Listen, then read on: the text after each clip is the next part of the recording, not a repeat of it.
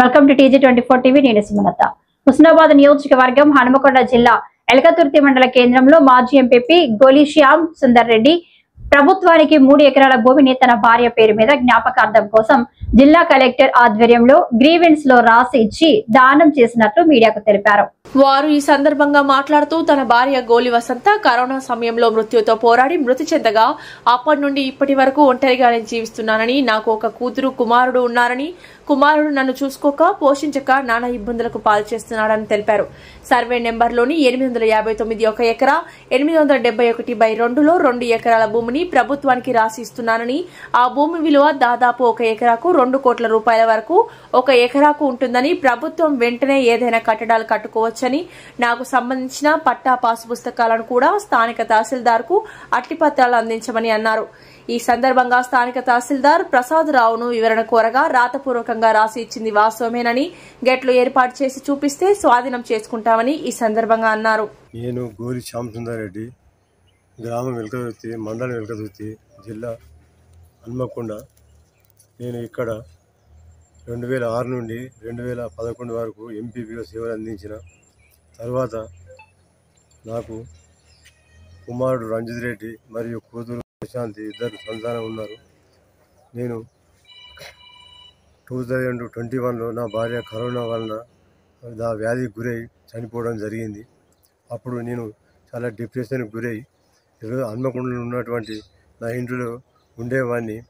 అప్పుడు నా కుమారుడు నాపై నన్ను డిప్రెషన్ గురి చేస్తూ కొట్టుకుంటూ తిట్టుకుంటూ అక్కడ హన్మకొండలో ఉన్న ఇల్లును నా పేరు మీద చేయమని ఒత్తిడి తీసుకొచ్చి అక్రమంగా తన పేరు మీద బదలాయించుకున్నాడు, ఇల్లీగల్గా, ఓనర్షిప్ లేకుండా. తర్వాత ఇంటి నుంచి గెంటేస్తే నేను అక్కడ బాయ్స్ హాస్టల్లో 10 రోజులు ఉండి ఎలకతుర్తిలోని నా సొంత ఇంటికి వచ్చి ఒంటరిగా జీవనం గడుపుతున్నా.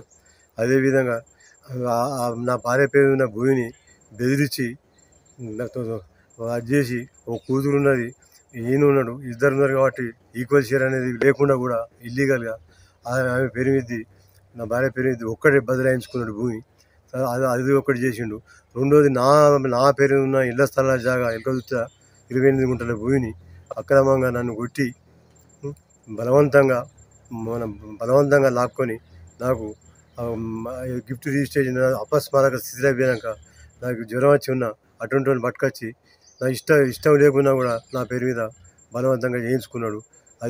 అది కూడా నాకు రావాలని ఆర్డీఓ గారి దగ్గర కూడా నేను అర్జీ పెట్టడం జరిగింది. తర్వాత మొన్న నాకు ఎవరైనా సాయం చేసి ఉంటే ఆ సాయం చేసే వాళ్ళని కూడా చేయకుండా హాస్పిటల్ తీసుకుపోయే వాళ్ళని తిట్టుడు, సాయం చేసిన వాళ్ళని తిట్టుడు, వాడు ఇంకా చేసిన వాళ్ళకి అభినందించేది పోయి అటువంటి కార్యక్రమం తీసుకున్నాడు. కాబట్టి పోలీస్ స్టేషన్లో కూడా 10 పిటిషన్లు పెండింగ్ ఉన్నాయి. పోలీస్ స్టేషన్లో ఒక్కదానికి కూడా ఆధార్ కాకపోవడు, వాళ్ళ కౌన్సిలింగ్ కూడా వాళ్ళు చెప్పుదామంటే కూడా వాళ్ళకు అందుబాటులో రాక వాళ్ళని కూడా 3 సార్లు నిలదీస్తాడు. కాబట్టి మొన్న సుప్రీంకోర్టు తీర్పు నేను చదివి ఈ తల్లిదండ్రులను వదిలేసిన వాళ్ళను మన పట్టించుకునే వాళ్ళకి వాళ్ళని ఆస్తులు అనుభవించే హక్కు లేదు. పట్టించుకోకపోవడు కాదు, మీదికెళ్ళి కొట్టుడు, హింస, వైలెన్స్, నాపై చెడ్డ వైలెన్స్ చేసి మానసికంగా శారీరకంగా కూడా వైలెన్స్ చేసి నన్ను కష్టాలు పాలు చేసింది. కాబట్టి దానికి నాకు చాలా ఆవేదనకు గురైన. రెండోది, నా భార్య 2020 కరోనాతో చనిపోయేటప్పుడు ఒక 3 ఎకరాల భూమి ప్రభుత్వానికి ఇవ్వాలి, ఇంకా నేను బ్రతికే పరిస్థితి లేదు అని నాతోని అనడం జరిగింది. కాబట్టి ఆమె కోరిక మేరకు ఒక 3 ఎకరాల భూమి ఇచ్చే ఉంటే మంచి మనకు పేరు ఉంటుంది, ఇద్దరికి నీకుంటుంది నాకుంటుంది పేరు. కాబట్టి నా జ్ఞాపకార్థం అక్కడ ఇవి మంచి పేరు వస్తుంది, మనకు ప్రజా ప్రయోజనార్థం ఇంకో 100 సంవత్సరాల వరకైనా కూడా మంచిగా మనకు పేరు ఉంటుంది. ప్రజలకు కూడా మన ద్వారా మన ఆస్తి ద్వారా దాంట్లో ఏది కట్టినా కూడా ఉపయోగం జరుగుతుందని నాకు చెప్పింది. కాబట్టి ఆమె కోరిక నెరవేర్చే కోసం. రెండోది, ఈ సమాజంలో ఎవరైనా తల్లిదండ్రులు అయితే వాళ్ళ కొడుకులు పట్టించుకుంటలేరో వదిలి చేసినలో వాళ్ళకు కూడా ఇది ఒక గుణపాఠంలాగా ఉండాలని నేను భావించి వాళ్ళ గవర్నమెంట్కి ఆర్డీఓ గారికి కలిసి నాకు నా సమ్మతితో లెటర్ చేసి హ్యాండ్ ఓవర్ చేసడం జరిగింది. ఆర్డీఓ గారు ఒకటి చెప్పడం జరిగింది, నేను ఏంటంటే ఆ ఇన్స్టిట్యూషన్కు దానికి నా భార్య పేరు జ్ఞాపకార్థం పెట్టాలని నేను కోరడం జరిగింది. ఆయన కూడా దానికి ఒప్పుకోవడం జరిగింది. అది కూడా పాసిబుల్ అయితేనే పెట్టుకున్నా, పాసిబుల్ కాకపోతే అవసరం లేదని చెప్పడం జరిగింది.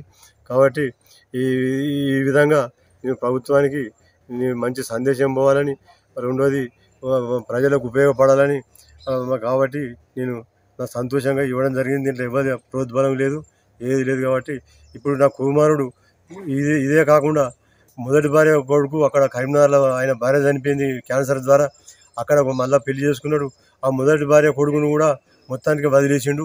ఇప్పుడు 8 సంవత్సరాల పిల్లాడు కంప్లీట్గా వదిలిపెట్టి ఇక కథం ఆయన ఏం పోతాడో ఎక్కడ ఉంటాడో, అటు కన్న కొడుకును వదిలేసిండు, ఇటు కన్న తండ్రిని వదిలేసిండు. ఇటువంటి వ్యక్తి మహానుభావుడు, అటువంటి మహానుభావుడు. కాబట్టి అది ఇప్పటికైనా బుద్ధి చేసుకొని ఉంటే మంచిది. కాబట్టి నేను ప్రభుత్వానికి ఇచ్చింది నాకు చాలా సంతోషంగా ఉన్నది. ఇది నిజం. నేను ఉన్నా, నేను పొలం దానం ఇచ్చిన గవర్నమెంట్ డొనేట్ చేసిన భూమి దగ్గరనే ఉన్నా. దాంట్లో నుండి ఈ 3 ఎకరాల నుండి 1 ఎకరం అది చెట్లు, మామిడి చెట్లు ఉన్న భూమి, ఒక 2 ఎకరాలు ప్లేన్ భూమి అంటే అది దాంట్లో వరి ఉన్నది. కానీ ప్రస్తుతానికి ఇంకా వాళ్ళకి హ్యాండ్ ఓవర్ చేసినాక అది వాళ్ళకి ఇంకా వాళ్ళు ఏం చేసుకుంటారో నాకు సంబంధం లేదు. కానీ ప్రస్తుతానికైతే 1 ఎకరం భూమి మాత్రం మామిడి చెట్లు ఉన్నాయి. 2 ఎకరాలు వరి ప్యాడీ ఉన్నది. దాంట్లో మొత్తం 2 ఒకటే బిట్టు కలిసి ఉన్న బిట్టే 3 ఎకరాలు సింగిల్ బిట్టే అది. కాబట్టి అది మంచి వాల్యుబుల్ ల్యాండ్ నేను గవర్నమెంట్కు ఇవ్వడం జరిగింది. Hi, నేను మీ Satyasri. Please do subscribe TG24 TV.